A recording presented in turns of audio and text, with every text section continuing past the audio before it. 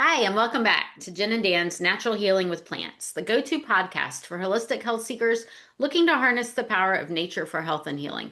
I'm Jen. I'm a passionate health educator, a whole food, plant-based culinary coach, and a master herbalist. And I'm here with Dan, an exercise specialist and wonderful master herbalist. Together, we dive into the world of natural healing, bringing you a wealth of knowledge and practical advice.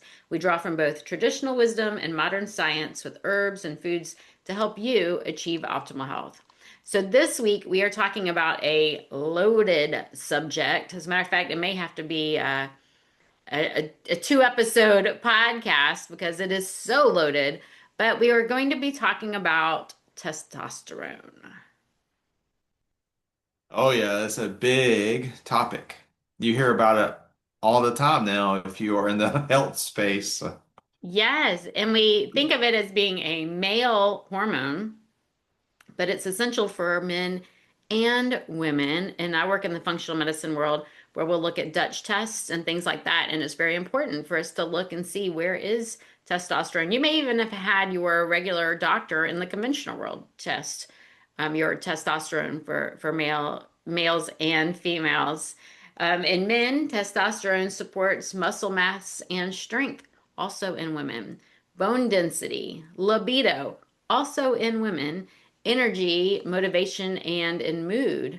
And so we have to think about it not as a male hormone, but it's for both. If for libido, that is important for everyone, for muscle tone, and for our bones. And as we get older, we need to make sure we're maintaining testosterone, and we don't necessarily want to go into adding testosterone. Yes, and if you look, they're showing that men from I think it was the 1940s, they had higher testosterone than men the same age today. And a lot of the problems they're seeing are related to our environment, the toxins again that we talk about all the time, Hmm. the food supply. We have a lot of endocrine disruptors now, like BPA, and a lot of people they'll say it's in your canned food, but it's also in some people's water supply, BPA. Yeah. So when we're talking about detoxification, it's not, it's the thing about detoxification. Some people say you don't have to do it because your kidneys and your liver don't need help. But that was, maybe 200 years ago, that might have been true.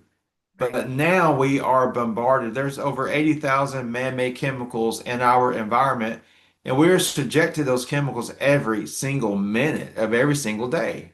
Right, your liver's trying to clean all of those things out, and you can't get away from them. Chemicals in the water and the air. How do you get away from the chemicals in your air? Right? And then Okay. add it into food and the packagings and everything else. So if you just think about all the things you did this morning, wake up, brush your teeth, wash your face, maybe you got a shower, shampooed your hair, ate food that came out of the dishwasher from dish detergents, on those dishes that came out of the dishwasher. Anyway, how many chemicals have you already been exposed to since you got up? Toothpaste, shampoo, face cleanser, moisturizer, maybe wear makeup, maybe wear nail polish. They could just Too go. many to count, and they actually suppress your hormone production. So this is one of the many things. So, Yeah, and we could talk about stress too, but yes. And uh, testosterone naturally declines as well. And it's one of those things that you don't really notice until it's low. yeah. Yeah. And so Yeah, they say if you're over 40, your levels fall about 1% a year. That's for a man. I don't know if it's the I same don't in know women for probably women or either, right? Yeah, I don't know. But I know that a lot of them, especially when they get to perimenopause and menopause, a lot of them, it really drops. Unless they have like PCOS, where it's actually high. And so that is another imbalance. And so imbalances are all related to the liver as well. so like you're saying, you don't really notice it if you're a little younger than 50, Hmm. but they're showing that by the time you reach your 60s, you start to notice maybe you're a little weaker. Hmm. You don't have as much energy. You're gaining body fat even though you're trying to eat healthy. You Right. get tired around 3 o'clock in the afternoon. You want to take a nap. Yes. And so and they're saying by the time you're in your late 70s and early 80s, your levels, this is a man, your level maybe around 200, which is very low. I mean, for a man. Uh-huh. And I'm glad you brought up women because this affects women too. Because, women did talk about their estrogen, but their testosterone also affects them because it gives them, qualities. I mean, they don't have as much as men, but it also can lower their energy levels. And I have clients that are over 50 and they have a hard time losing fat, And building. even though they're trying to eat right. Yeah. Yeah, and they're strength training and having trouble building their muscle. Yeah. Yeah, yeah. Yeah, so things that can lead to lower testosterone, aging, but we hate to say aging because we all age differently, but chronic Yeah. stress. So when we're under a lot of stress, work stress, caring for others stress, um, duties at home, all those things, they can add up. Financial stress, those things can lower testosterone. If you add in poor sleep or sleep apnea, how many people do you know have trouble sleeping well through the night? That can lower testosterone. Eating poor quality foods. Hello, that's here, especially the SAD diet, standard American diet.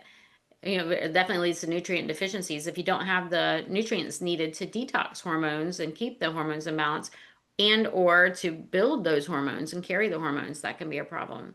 Not exercising and not lifting the weights. Lifting the weights actually helps with testosterone. Um, Over exercising, running marathons, right? So those things can burn through testosterone. And then eating too low fat. And so for men, it's not as common as for women, but especially women my age, we were trained at an early age, even as early as 8, 9, 10 years old, eat less, exercise more. Yes. And that's still a common thing. Even these experts will tell you, Yeah.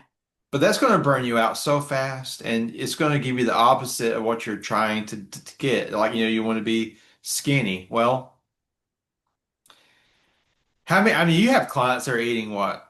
Very little. Yeah. And I have clients that are eating very little and they're still to have too much body fat Yeah. because it is true that if you undereat long term, your metabolism it drops to keep you alive because it's like, okay, we're not getting a lot of food, so I'm going to slow down the metabolism so I can live. Yeah. It's a safety mechanism.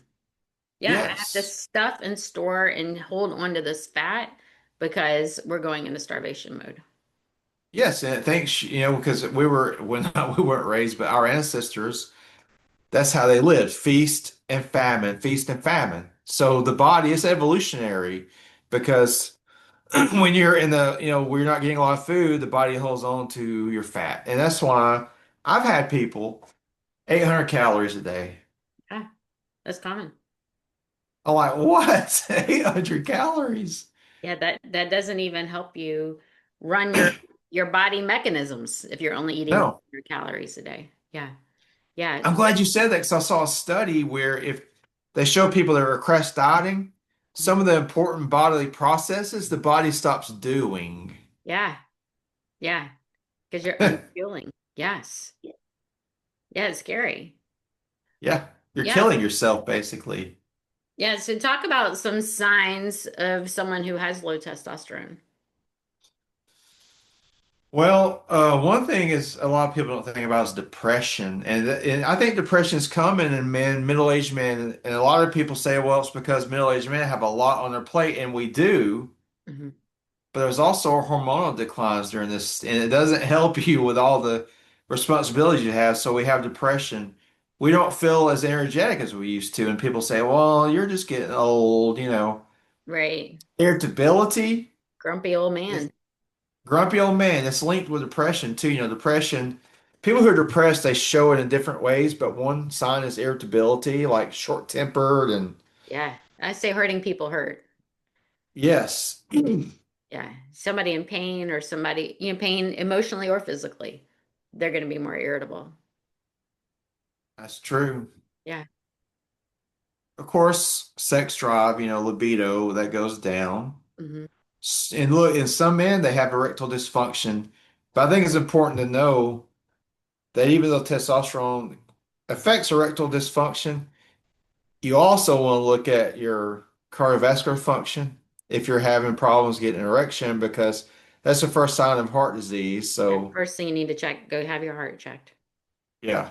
Yeah, yeah, Oh, and weight gain. Yeah, that and look, that is that's got to be the most frustrating thing because I know people that are having trouble gaining weight and they're not eating that much, and it's frustrating, you know? right. Yeah. Hair loss, men Oh and yeah. women. Hair loss. Yes. Yeah, no, now Yeah. you can lose hair for other reasons too. It could be related to thyroid and adrenals. It could be related to those as well. But if you have an issue going on with the thyroid and the adrenals, then you're probably gonna have lower testosterone as well. Sleep apnea. I didn't even know that sleep apnea was connected. Yeah, yeah. And that's usually due to weight. So I don't remember who I was listening to. It could have been Dr. Furman, maybe. Anyway, or it might have been Dr. William Lee. Anyway, one of the first places that you gain weight when you gain weight is your tongue. And so your tongue gets fatter, and then if you're sleeping on your back, is causing a blockage, and so that leads to sleep Wow. apnea. Yeah, Wow, that is I did not know that. yeah, yeah, And apparently, you hear that it seems like sleep apnea is pretty widespread now. yeah. It's very common. Well, and if the U.S. is 93% metabolically unwell, Yeah, that's belly fat and swollen tongue, swollen liver. yeah. It's all related. All related, yes. And so you could have low testosterone, but some people with hormone imbalances end up with elevated testosterone, which can show up with lots of acne, excess face and body hair. And so it's more noticeable on women than on men. Mood swings, also hair loss, and so that's tricky. You lose hair because of low testosterone. You can lose hair because of too much testosterone, and irregular menstrual cycles if it's someone who's cycling. If those things are going on, go and have your testosterone checked. Or we'll talk about different ways to bring testosterone into balance without adding testosterone. I don't think either one of us agree that we need to be adding testosterone. Well, yeah, and some of the reasons I believe that are true is that if you start injecting testosterone, your body stops making it completely, and your testicles will shrink. And they don't tell you if you're on it long enough, like say a year, 2 years, 3 years, and you decide I don't want to be on this anymore. Well, too bad because it's hard for your body to start producing it again. Now, there are some drugs they'll give you to try to help your body produce testosterone again. But a lot of guys will say, look, you've been on it so long, you have to stay on it. And so heart disease is one of my favorite things to talk about well, testosterone therapy increases your risk of heart attacks because it increases red blood cell production.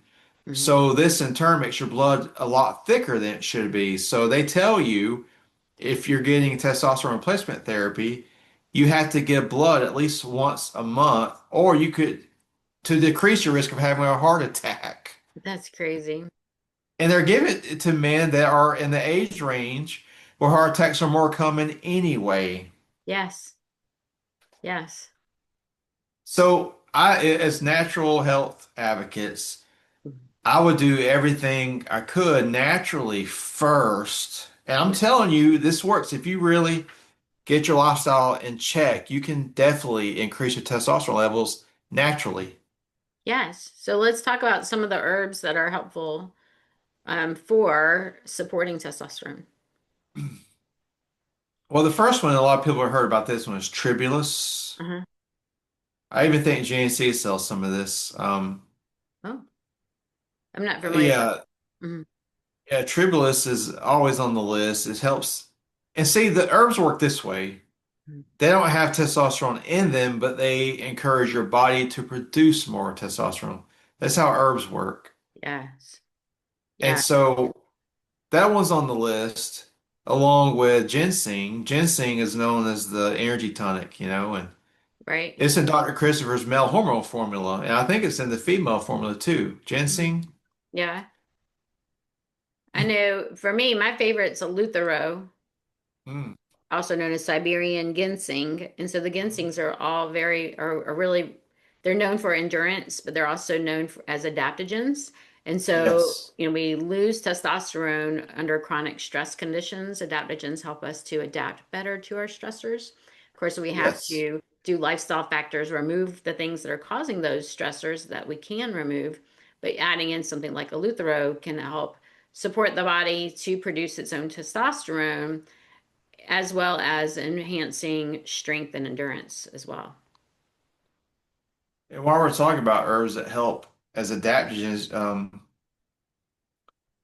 oh my God, I just had it in my brain. Rhodiola, rhodiola. Mhm. That's another one that helps you recover from stress. And we're talking about a lot of stress. And if you're training with weights, because that's stressful, it helps you recover and it lowers your cortisol, which is another factor. If we're stressed out a lot, our cortisol goes up Right. and it suppresses everything. It suppresses your hormone production. Yeah. It increases your blood pressure, your blood sugar. It makes you gain more fat. So we want to make sure we're keeping our cortisol in check. And some of these herbs can help with that. Yeah. I love that you said that. Another one that is my go-to for testosterone balance is nettle. And it's also one that I use for pretty much anything I need to bring back in balance. Nettle is one of the richest sources of minerals, and we need minerals for energy. We need minerals for all of our hormones. We need minerals for everything. And so I love nettle. But nettle root is even more common to help with balancing testosterone and supporting men's health and prostate health as well. And so I look at it more as a tonic. It provides nutrients that we need more than like a quote unquote medicine. Yes, that one, I mean, I don't know if it's true, but I heard it can help with hair loss, and man, I don't I know. have too. Yeah, There, it's like a hair rinse. Yeah. yeah, yeah. Because Yeah. we're always looking for that. I'm trying to keep the hair that I have, and that's that's one of the things that can be difficult. Yes. Before we keep going, we did not give a medical disclaimer. We are not your one-on-one healthcare provider unless we are, and we'll meet in private if we are. So this is for educational purposes only. We are not telling you to go out and use these herbs. We are just teaching about these. You do your own due diligence and decide whether or not they are right for you. Another one that is really good, and there are studies behind it, is ashwagandha. It's also an adaptogen, Mhm. but I have seen studies where it actually will increase men's testosterone on a blood test after a few weeks. And people that work out, they notice that they get stronger faster taking it. I haven't tried it personally, Uh-huh. but I've seen studies where it really helps the guys in the studies. And it Wow. also helps lower cortisol, like we were talking about. Yeah, it's a wonderful adaptogen, but I never heard of it being related that closely tied to testosterone. Hmm. Yeah, one of my favorite ones for balancing hormones in men and women is maca. So Mm. maca root, maca supports stamina, mood, balancing hormones. It's very common in women's formulas for preteens and teens, but also for perimenopause. It's just wonderful. It was used by warriors, back in ancient times. It was known to be used for stamina mostly back then, but it is wonderful, full of nutrients as well. It was funny. One herb that came to mind, Dr. Christopher talked about was red raspberry. Oh yeah. And men and women can both use it, even though it seems to be more of a woman's herb. Hmm. But both men and women can use it for healthy hormone production. And it tastes really good. The tea is really good.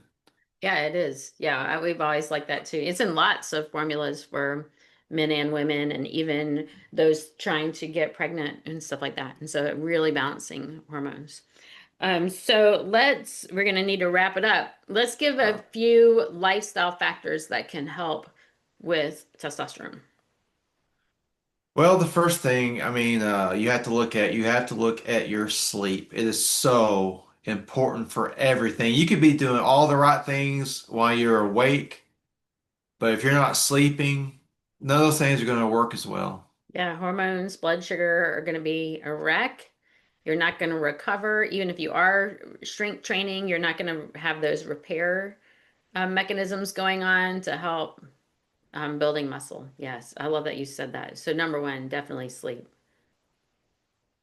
And if you're having trouble sleeping, then that's another video, another podcast, but there's herbs Yes, and things. But another one is you have to make sure you're eating a healthy diet. When I say healthy diet, I'm talking about a diet that is full with vitamins and minerals. Your body has to have a constant supply of vitamins and minerals to even produce hormones. yes, yeah. We can't produce them if you're not giving it the nutrients it needs, the building blocks. Exactly. Yes. And then your favorite. Oh yeah, strength training. There is plenty of science showing that, and I'm going to say heavy strength training, but heavy is relative to you. But the Yeah. compound exercises, your squats, your bench presses, Mhm. your deadlifts, things like that, they build more testosterone. The body, it makes the body produce more testosterone. Yes. And I've been working out since I was 17. I'm now almost 48. And I can tell you, I'm so much better off than other guys my age because I've done this for so long. I mean, I'm still strong and healthy and have a lot of muscle. And but it's never too late. If you're an older guy right now, starting a weight training routine will help your hormones. It will help your bones. It would help your motivation, your oh God, what was the word I was thinking of? Motivation and self-confidence, which is Yeah. important throughout the life, you know. Yes. Yes. I love that. Yeah, so strength training is definitely a key. Yeah, and there's probably more we could add as well, but we need to wrap it up for today. So testosterone is not just a male hormone, and it's not just about youth. It's something that we need to support our muscles and our bones and longevity. So it's so important to eat the healthy foods, get the quality sleep, the things that we talk about week after week after week, but then we can use herbs and things to support those systems as well. If you enjoyed this episode, please share it with someone that you know and love and would like to learn this information or needs to learn this information. If you don't agree with something or have other tips for us, please comment. We love to hear from you. You can find out more about Dan at danthenaturalman.com, and you can find out more about me at holisticgen.com. That is with a W. I spell holistic with a WH. Anyway, we will see you again next week. Thanks for listening.